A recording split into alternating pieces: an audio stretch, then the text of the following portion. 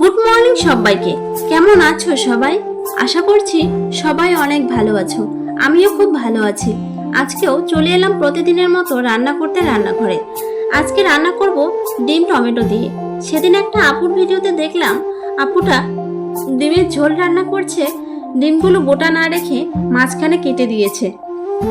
দেখে এত ভালো লাগছে কি বলবো, আর মনে হচ্ছে তখনই রান্না করি, কিন্তু ডিম আনা ছিল না, তাই রান্না করতে পারিনি। সেদিনই ভেবে নিয়েছিলাম এর পরের দিন যেদিনই ডিম নিয়ে আসবে সেদিনই এই রান্নাটা করব। ঠিক তার পরের দিনই আমার শ্বশুরে ডিম এনে বলছে, ডিমগুলো গোটা গোটা না রেখে একটু মাঝখানে কেটে কেটে রান্না করো তো, মশলাপাতি সমস্ত কিছু ডিমের মধ্যে ঢুকবে। আমার হাজবেন্ড আবার পছন্দ করে টমেটো দিয়ে ডিম, তাই ভাবলাম ডিমগুলো কেটে কেটেই রান্না করব, কিন্তু টমেটো দিয়ে রান্না করব। প্রথমে ডিমগুলো সিদ্ধ করে বসিয়ে টমেটোগুলো কেটে নিলাম। পেঁয়াজ, একটু আদা রসুন পাটায় বেটে নিলাম।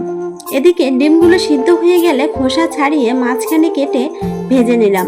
তারপর ওই তেলেই পেঁয়াজ রসুন আদা ফোড়ন দিয়ে হলুদ লবণ আর লঙ্কা গুঁড়ো আর একটু মশলা গুঁড়ো দিয়ে আরও একটু কষিয়ে নেব।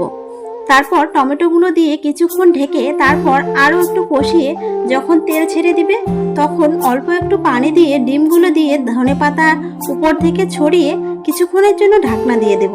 ঢাকনা খুলে দেখি এত সুন্দর যে কালার আসছে, তারপর নামিয়ে নিলাম। খেতে সেই মজা হয়েছে। আজকে তবে আসি, সবাই ভালো থেকো।